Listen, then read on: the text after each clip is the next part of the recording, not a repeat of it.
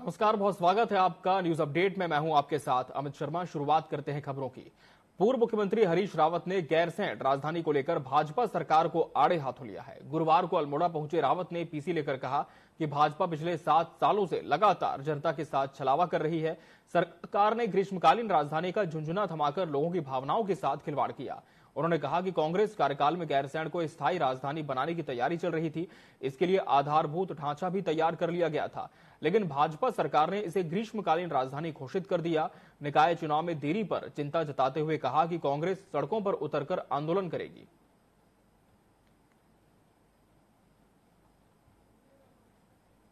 गैरसैंण के अब दो पहलू हैं। एक पहलू तो है कि जो गैरसैंण के और उत्तराखंड में जो गैरसैंण को राजधानी चाहते हैं, उनके पर जो घाव लगाया है भाजपा ने, उसमें नमक डाल रही है ग्रीष्मकालीन राजधानी कह करके, और ग्रीष्मकालीन राजधानी का कहीं अता पता नहीं। तो एक तो हम इस अभियान को चलाएंगे कि ग्रीष्मकालीन राजधानी है कहाँ, बताओ भाजपा वालों से, क्योंकि ये एक बहुत बड़ा झूठ है, बहुत बड़ा झूठ है। और दूसरी बात हम ये स्पष्ट कर देना चाहते हैं कि हमारी नेता इंदिरा हृदयेश जी ने और प्रीतम सिंह जी ने, प्रदेश अध्यक्ष थे, स्पष्ट तौर पर विधानसभा में घोषणा की है कि कांग्रेस गैरसैंण में स्थायी राजधानी, मतलब एक राजधानी गैरसैंण करके, और हम उसके साथ बधे हुए हैं। और 2027 में कांग्रेस सत्ता में आएगी तो हमारी सरकार इस काम को करेगी। और इस बीच गैरसैंण से एक बड़ी खबर मिल रही है। गैरसैंण से इस वक्त की बड़ी खबर आपको बता दें, जहां मानसून सत्र का कांग्रेस ने बहिष्कार कर दिया है। आपदा के मुद्दे पर चर्चा न होने पर बहिष्कार किया है। अनुपूरक बजट पर विपक्ष ने नाराजगी जताई। सत्र को लेकर विपक्ष ने तीखी प्रतिक्रिया दी है। नेता प्रतिपक्ष यशपाल आर्य ने कहा कि सदन महज खानापूर्ति है, जनता से जुड़े सवालों से सरकार बच रही है। तो कांग्रेस ने सरकार पर आरोप लगाया है कि जनता से जो जुड़े हुए मुद्दे हैं, जनहित के जो मुद्दे हैं, उन पर चर्चा से सरकार बच रही है। सत्र को लेकर विपक्ष ने अपनी तीखी प्रतिक्रिया दी है। गैरसैंण से बड़ी खबर आपको बता रहे हैं। सत्र का बहिष्कार कर दिया विपक्ष ने। नेता प्रतिपक्ष यशपाल आर्य ने कहा कि सदन महज खानापूर्ति है, सदन की कार्रवाई महज खानापूर्ति है, जनता से जुड़े सवालों से सरकार बच रही है। तो इस वक्त की बड़ी खबर आपको बता रहे गैरसैंण से, मानसून सत्र का कांग्रेस ने बहिष्कार कर दिया है। तीखी प्रतिक्रिया विपक्ष की सामने आई है। सत्र को लेकर कहा है कि सत्र महज खानापूर्ति है, आपदा के मुद्दे पर चर्चा न होने पर बहिष्कार कर दिया विपक्ष ने। वहीं देहरादून की बात करेंगे, जहां कांग्रेस मुख्यालय में कांग्रेस कमेटी के राष्ट्रीय प्रवक्ता सुरेंद्र राजदार अंबानी और अडानी को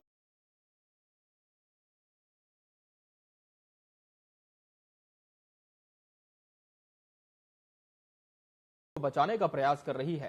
कांग्रेस चाहती है कि यह खेल कब तक चलता रहेगा।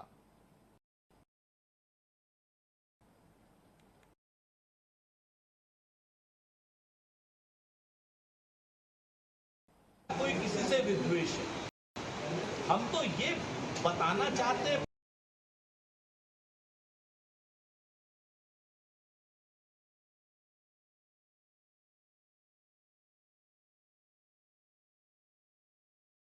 पूछना चाहते हैं कि भाई देश में तरक्की के हक सब जो खुद दागी इतिहास दिखाई दे रही है 2008 से लेकर के अब तक, उसको आप अध्यक्ष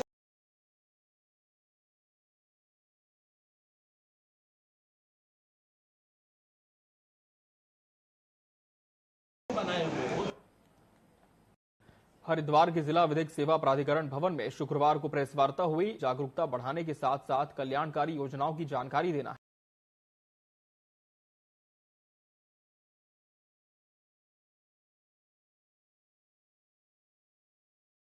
है। इसके अलावा शिविर में सामान्य स्वास्थ्य परीक्षण की सुविधा भी उपलब्ध कराई जाएगी, जिससे अधिक लोगों को लाभ पहुंच सके।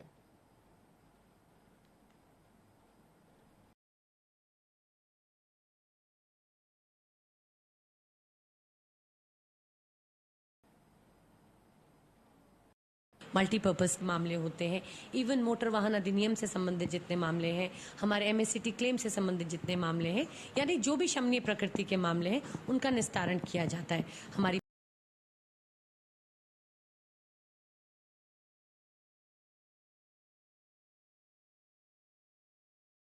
बेंच बनती है लोक अदालत की, और जितने भी मामले हमारे कोर्ट्स में या प्री लिटिगेशन की जो अभी कोर्ट्स में नहीं पहुंचे हैं, उन मामलों का निस्तारण भी हम इन लोक अदालत के माध्यम से करवाते हैं।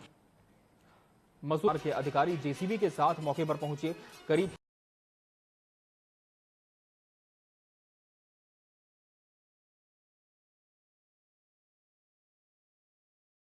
तीन घंटे की मशक्कत के बाद रास्ते को खुलवाकर यातायात के लिए सुचारू किया गया। राष्ट्रीय राजमार्ग के सहायक अभियंता अमित कश्यप ने बताया कि देर रात राष्ट्रीय राजमार्ग 707A में 2 जगह भारी भूस्खलन से मार्ग बंद हो गया था। मार्ग को करीब 3 घंटे की मशक्कत के बाद खुलवाकर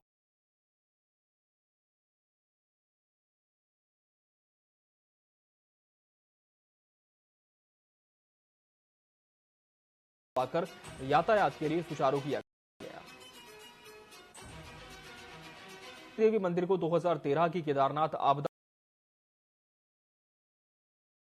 का कारण माना जाता है। आपको बता दें कि मंदिर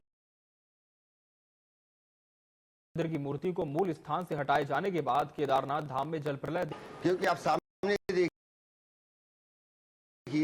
ये जो धारी की जो रोड जा रही है, ये पानी रोड पे आ जाता है। इधर भी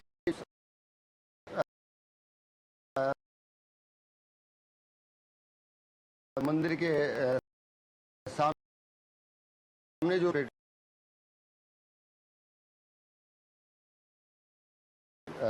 दीवार लगाएंगे,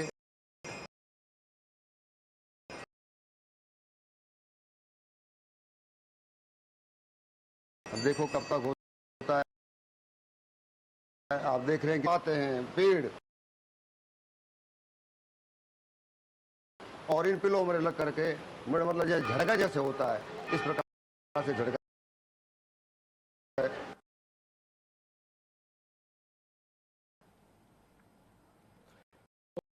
उत्तरकाशी की खुशहाली के लिए आशीर्वाद दिया। बाड़ागड्डी क्षेत्र में यह मेला प्राचीन समय से मनाया जाता है। बताया जा रहा है कि इस मंदिर में महिलाओं का प्रवेश वर्जित है।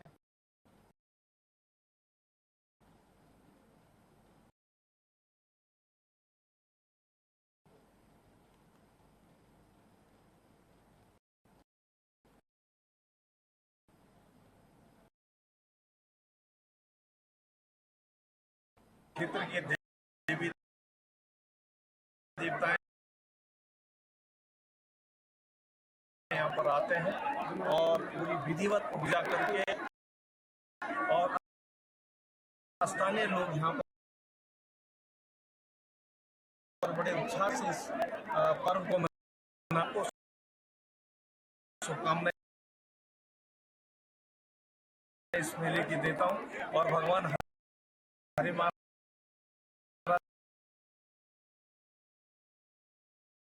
से और सभी यहाँ के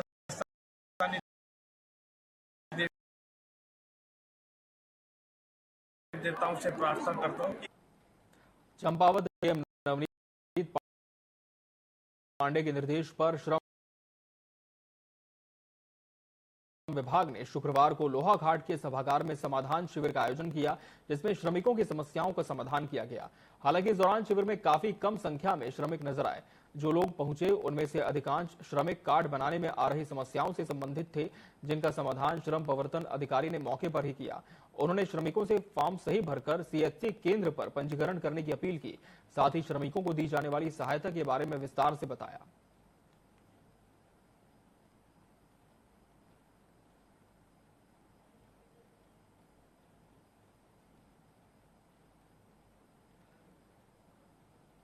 यहाँ पे कैंप का आयोजन किया गया है, जिसमें श्रम विभाग से संबंधित जो योजनाएं हैं उनकी जानकारी दी गई है और रजिस्ट्रेशन से संबंधित जानकारी दी गई कि कौन कौन से पेपर किस तरह से वो लोग अप्लाई कर सकते हैं।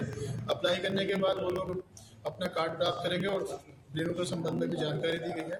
लगाया गई है जो आज ये कैंप है इसमें लोग नहीं पहुंच पाए। आदरणीय मुख्यमंत्री जी चाहते हैं कि बहुत ही ग्रामीण एरिया से लोग इसका लाभ पहुंचाए। मैं आदरणीय जो यहाँ पर श्रम विभाग अधिकारी हैं एवं जिलाधिकारी से निवेदन करना चाहता हूँ कि ये कैंप जो है ग्रामीण क्षेत्रों में लगाए जाए, जहाँ के लोगों को पता ही नहीं है कि श्रम कार्ड क्या होता है। चमोली जिले में लगातार बारिश का सिलसिला जारी है। इसी बीच बद्रीनाथ नेशनल हाईवे के कई स्थानों में पहाड़ी से भारी मलबा और बोल्डर गिरने के कारण मार्ग बंद हो गया। आपको बता दें कि बीती रात भारी बारिश के कारण बद्रीनाथ राष्ट्रीय राजमार्ग के पागलनाला, कंचनगंगा, छिनका, नदप्रयाग सहित कई स्थानों पर पहाड़ी से मलबा गिरने से मार्ग बंद हो गया, जिसके कारण बड़ी संख्या में यात्री वाहन और मालवाहक वाहन लंबे समय से फंसे हुए हैं। प्रशासन ने इन सभी जगहों पर सड़कों से मलबा हटाने के लिए मशीनें लगाई हैं।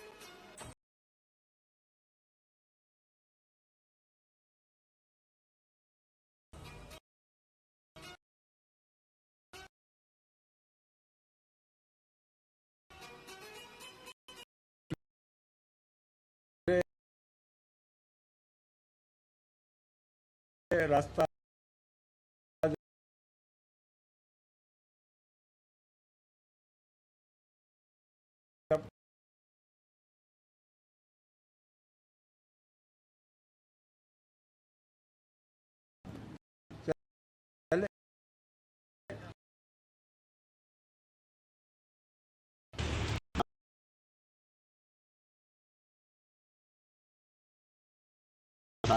पुलिस और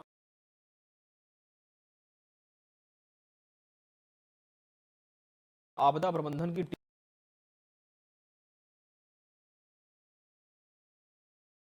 टीम पूरी नजर बनाए। भारी बारिश के कारण आए भूस्खलन में 4 मजदूर मलबे में दब गए। सूचना मिलते ही एसडीआरएफ की टीम 2 किलोमीटर पैदल चलकर घटनास्थल पहुंची। उन्होंने कहा कि भारी बारिश के कारण वहां जेसीबी मशीन का पहुंच पाना संभव नहीं है। इस दौरान एसडीआरएफ की टीम ने स्वयं खुदाई कर रेस्क्यू अभियान शुरू किया, जहां 4 शवों को मलबे से बाहर निकाला और उन्हें जनपद पुलिस के हवाले कर दिया गया।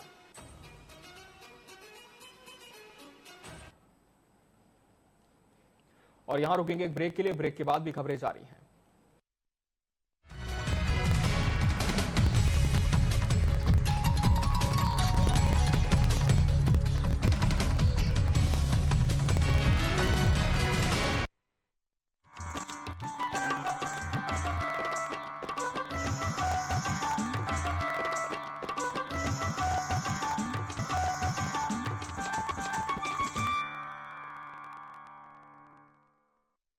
Rabindranath Tagore University Bhopal, NIRF ranked for 5 consecutive years. 600 से ज्यादा company types. Rabindranath Tagore University।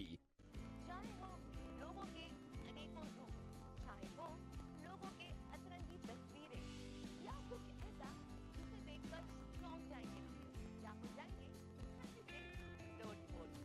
आपको दिखाएंगे ये सब सिर्फ यहाँ। तो मैं अंकिता लेकर आ रही हूँ आपके लिए एक ऐसा स्पेशल शो जिसका नाम है वायरल 24, जहाँ पे होंगे सोशल मीडिया पर वायरल हुए तमाम ऐसे मशहूर वीडियो। तो देखना ना भूलें हमारे साथ हमारा ये show viral 24।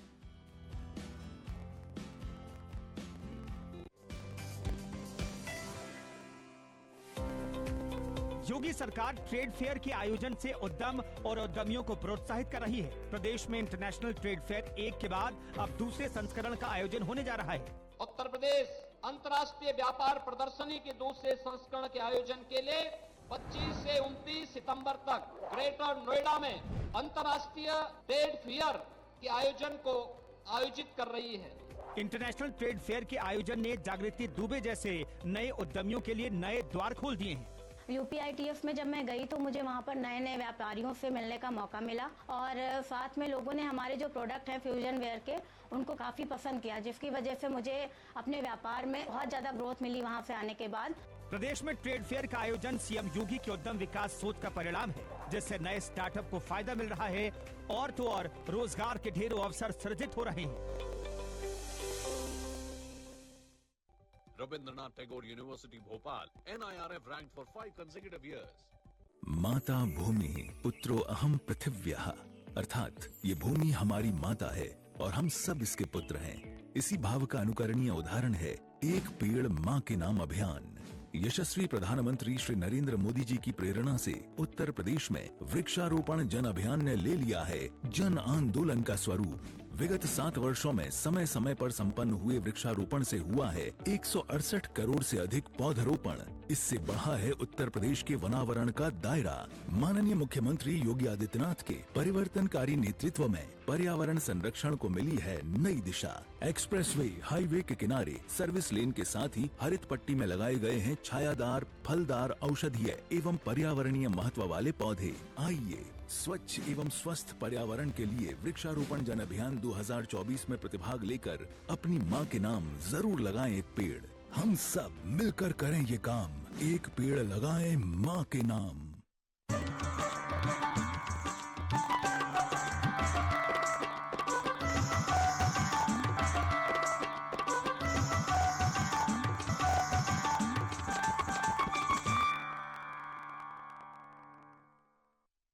Rabindranath Tagore University Bhopal, NIRF ranked for 5 consecutive years. 600 से ज्यादा company types. Rabindranath Tagore University।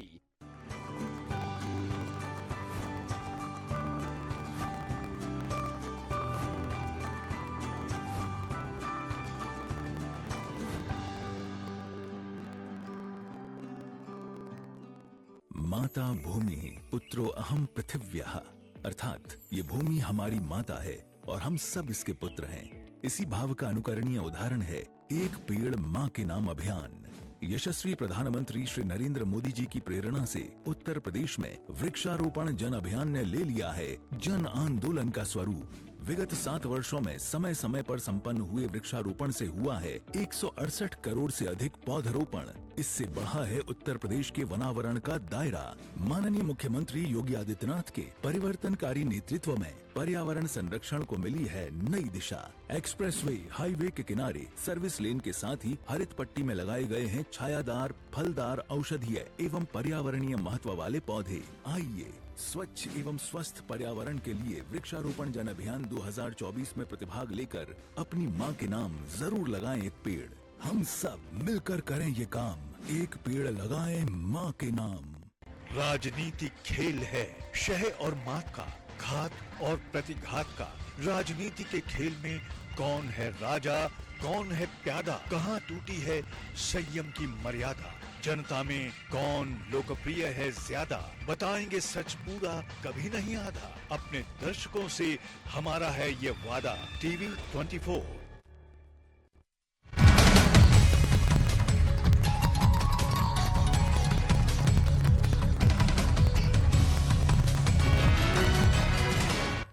Break के बाद एक बार स्वागत है आपका न्यूज अपडेट में। बढ़ते हैं आगे और बात करेंगे इस वक्त की बड़ी खबर की। इस वक्त की बड़ी खबर आपको बता दें, उत्तराखंड से इस वक्त की बड़ी खबर आपको बता रहे गैरसैंण से बड़ी खबर है, जहां विधानसभा सत्र अनिश्चितकाल के लिए स्थगित हो चुका है। गैरसैंण से इस वक्त की बड़ी खबर आपको बता रहे हैं, आपदा के मुद्दे पर चर्चा न होने पर विपक्ष ने सत्र का बहिष्कार कर दिया था और अब अनिश्चितकाल के लिए सत्र स्थगित हो चुका है। मानसून सत्र उत्तराखंड का जारी था, विपक्ष ने सत्र से वॉकआउट कर दिया। गैरसैंण से बड़ी खबर आपको बता रहे हैं, विपक्ष ने सत्र से वॉकआउट कर दिया। आपदा के मुद्दे पर विरोध करते हुए हंगामा किया है। आपदा के मुद्दे पर विपक्ष ने विरोध करते हुए हंगामा किया है। विपक्ष ने सदन से वॉकआउट कर दिया है। अनुपूरक बजट सदन में पारित हुआ है। अनुपूरक बजट सदन में पारित हुआ और विपक्ष ने सत्र में हंगामा किया। आपदा के मुद्दे पर विरोध करते हुए विपक्ष का हंगामा देखने को मिला सत्र में। इस वक्त की बड़ी खबर आपको बता रहे हैं, गैरसैंण से बड़ी खबर आपको बता रहे हैं, विधानसभा सत्र अनिश्चितकाल के लिए स्थगित हो चुका है। विपक्ष ने वॉकआउट कर दिया था। आपदा के मुद्दे पर चर्चा न होने पर सदन का बहिष्कार कर दिया था।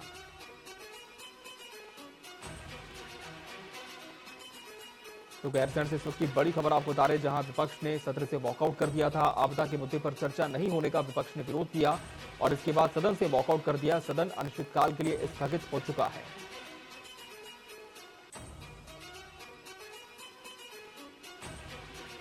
तो इस वक्त की बड़ी खबर आपको गैरसैंण से बता दें, अनुपूरक बजट सदन में पारित हुआ और आपदा के मुद्दे पर विरोध करते हुए विपक्ष ने हंगामा किया और चर्चा नहीं होने पर सदन का बहिष्कार कर दिया और अब सदन सत्र अनिश्चितकाल के लिए स्थगित हो चुका है। गैरसैंण से बड़ी खबर आपको बता रहे हैं, विधानसभा सत्र अनिश्चितकाल के लिए स्थगित हो चुका है। और हमारे ब्यूरो हेड योगेश सैनी हमारे साथ लाइव इस खबर पर जुड़ चुके हैं। योगेश जी, आपदा के मुद्दे पर जब चर्चा नहीं हुई तो विपक्ष ने सदन का बहिष्कार कर दिया, वॉकआउट कर दिया और अब सदन अनिश्चितकाल के लिए स्थगित हो चुका है। क्या कुछ घटा इस दौरान पूरे प्रक्रिया में? देखिए, आपको होता है कि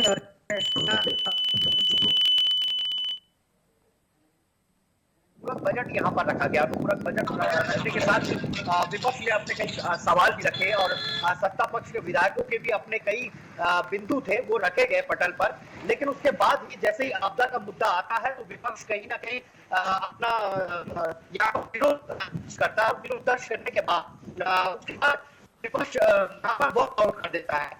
इसके साथ अनुपूरक बजट तो पारित कर दिया जाता है, लेकिन जो विपक्ष का वॉकआउट था उसको काफी हंगामा यहाँ पर नजर आता है। उसके साथ ही आपको बताया कि हमारे साथ देवप्रयाग के विधायक विनोद कंडारी हमारे साथ यहाँ पर मौजूद है। विनोद जी से हम बात करते हैं कि किस तरीके से सदन पूरी कार्रवाई और क्या क्या रहा सदन में, जिस तरीके हंगामेदार भी रहा और अनुपूरक बजट को लेकर के भी काफी चर्चा रही, क्या कहेंगे? निश्चित तौर पर जो जन मुद्दे थे, प्रश्न उठाएंगे, सबसे बड़ी सर्वोच्च है और निश्चित तौर पर जो है कि हमने पूरा बजट आज पेश किया और तमाम जो जनहित के मुद्दे होते हैं उसमें आए और बहुत सारे मुद्दों पर चर्चा भी। और जिस तरीके से सरकार ने प्रत्येक विधायक अपने प्रश्न आए और जैसे मैं बात करूँ हमारे भी प्रश्न लेके हुए थे तो बहुत सारे प्रश्न जानकारी प्राप्त हो जाती है कि भाई हमारी जो हम काम करने जा रहे हैं उसकी संस्कृति है। तो निश्चित तौर पर सरकार ने अपना जो दृष्टिकोण था, सरकार ने जिसका सदन बहुत अच्छा चलाया और सबसे अच्छी बात है कि सदन में सभी सत्ता दल के विधायक को सत्ता से मतलब की बात रखी और बहुत शांतिपूर्ण से ये सत्र चला। लेकिन कहीं ना कहीं जो आपदा को लेकर के प्रश्न होता है कि आपदा को लेकर के जिस तरीके से पूरे उत्तराखंड में आपदा यहाँ पर आ रही है पर्वतीय क्षेत्रों में, लेकिन उसको लेकर के सरकार की कोई ठोस रणनीति नहीं है। और आपदा को लेकर के जो बजट की भी अगर बात करें तो बजट भी कुछ खास आपदा को लेकर के नहीं रखा गया है। यही वजह रही कि वॉकआउट एकदम कर दिया गया। देखिए, आपने देखा हो ये सदन चल रहा था और जनताली में दूसरे क्षेत्र में जो है वहां पर बारिश से नुकसान हुआ। स्वयं से आप देखिए सरकार जो है मुख्यमंत्री के वहां के विधायक जो है जनताली में गए और सत्र छोड़कर वहां पर जो है उसको निश्चित करने गए। और जहां तक आपने आपदा की बात की, मैं केंद्र सरकार का भी धन्यवाद करता हूँ क्योंकि आप जानते हो कि बहुत पुराने समय से लोग ये मांग थी कि आपदा के जो मामला है उसमें परिवर्तन किया जाए और भारत सरकार ने जो उसमें धनराशि में बहुत सारा परिवर्तन किया। पर्वतीय राज्यों के लिए भी उसमें प्रोग्राम थे बहुत सारे जो है पहले जो पैसा जो कम मिलता था बहुत सारी दुगना बढ़ोतरी इसमें हो गई। तो इसी में जो आपदा की जो धनराशि थी भारत सरकार ने किया और सरकार का जो आपदा के प्रति हमारी सरकार बहुत ज्यादा बहुत ही काम करने वाले काम कर रही है और जो भी कोई घटना इस प्रकार घटे सरकार तो जो एक सहायता हो सके कौन सरकार काम। और जहाँ तक आपने बात कही कि इसमें चर्चा हुई सत्ता दल के लोग बाहर गए, मगर आपने भी देखा उनके विधायक अभी भी पढ़ रहा था कि उनके विधायक ही उनके दल पर ही आरोप लगा दिया है। कभी जो मैं सदन से समाप्त हुआ भी मैं पढ़ रहा था पोर्टल में, उनके विधायक नहीं प्रतिपक्ष के विधायक नहीं जो है अपने नेताओं को घेर दिया। देखिए, इसके अलावा आपको बताएं कि अनुपूरक बजट यहाँ पर पेश कर दिया गया। विपक्ष का ये भी आरोप है कि अनुपूरक बजट तो रखा गया लेकिन पहले जो सामान्य बजट रखा गया था, कई विभाग ऐसे हैं जिन्होंने अपना सामान्य बजट ही नहीं खर्च किया है। ऐसे में उन विभागों को अनुपूरक बजट में शामिल करने का औचित्य है। देखिए, मैंने आपसे कहा कि जो जब भी कोई योजना बनती है उसमें जो है बैठक होती है, सभी दल के लोग होते हैं और सरकार ने देखिए सरकार अनुकूल जो बजट देकर आयोग जो आने जो समय वित्तीय वर्ष के जो आवश्यकता जो होगी उसके अनुसार सरकार अपना अनुकूल बजट लेकर आए। तो यहाँ पर हमने बात की है देवप्रयाग के विधायक विनोद कंडारी जी से, जिन्होंने बताया कि जो सत्र था वो काफी सामान्य रूप से चला और जो अनुपूरक बजट इसमें पेश होना था वो भी पारित कर दिया गया। लेकिन कई चीजों पर विपक्ष ने जरूर सवाल यहाँ पर खड़े कर दिए हैं। खासतौर पर आपदा का मुद्दा रहा, कानून व्यवस्था को लेकर के कई सवाल उठे। खासतौर पर जनपद उधम सिंह नगर की अगर आप बात करें तो वहां दो विधायकों ने, खटीमा के विधायक और शिक्षा के विधायक तिलकराज जहर ने कानून व्यवस्था को लेकर के बड़ा करारा प्रहार भी यहाँ पर किया है। इसके अलावा हरिद्वार में अवैध खनन को लेकर के भी कई सवाल उठे। तो कुल मिलाकर के काफी हंगामेदार भी रहा। लेकिन जो अनुपूरक बजट को लेकर के खासतौर पर यहाँ पर सत्र आयोजित किया गया था, मानसून सत्र, वो फिलहाल जो है संपन्न हो चुका है। लेकिन फिलहाल अनिश्चितकाल के लिए इसको स्थगित कर दिया गया है। जी बहुत शुक्रिया योगेश जी आपका इस तमाम जानकारी के लिए। तो ये थे ब्यूरो हेड योगेश सैनी जी जो की जानकारी दे रहे थे कि अनिश्चितकाल के लिए अब विधानसभा का सत्र स्थगित कर दिया गया है। आपदा के मुद्दे पर हंगामा किया विपक्ष ने और चर्चा नहीं होने पर बहिष्कार करते हुए सदन से वॉकआउट कर दिया। और न्यूज अपडेट में फिलहाल इतना ही। मुझे और मेरी पूरी टीम को दीजिए इजाजत। नमस्कार।